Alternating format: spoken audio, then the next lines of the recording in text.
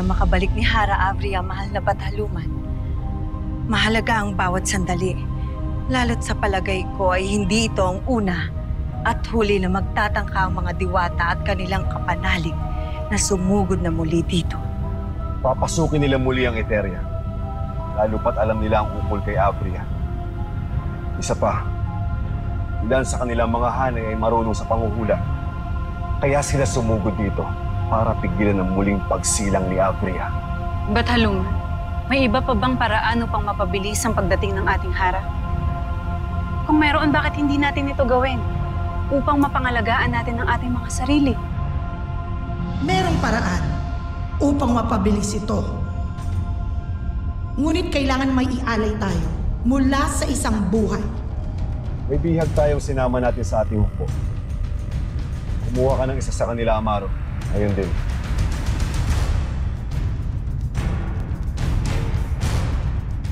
Bakit hindi ka kumikilos? Nagdadalawang isip ka ba?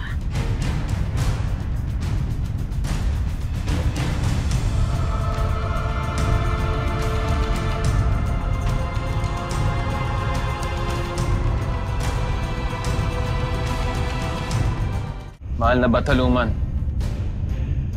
narito na ang nais ninyong alay.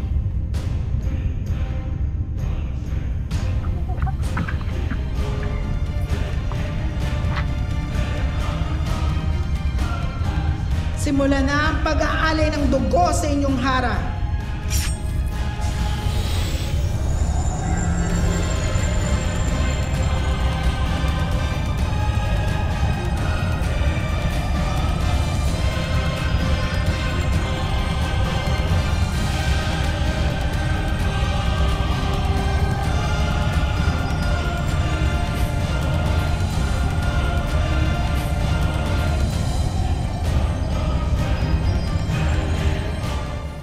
Makasapat na ang dugong inialay namin sa iyo, Hara Avria, upang dinggin mo ang aming pakiusap,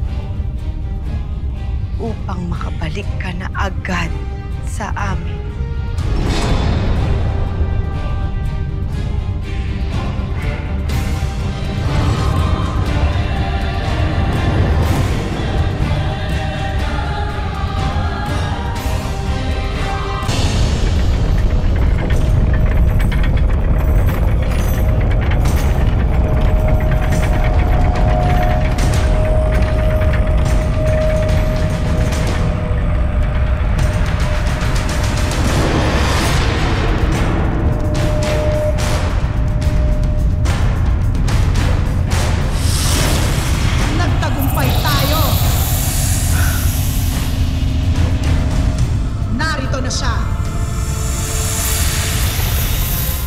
Tunay nga narito na siya.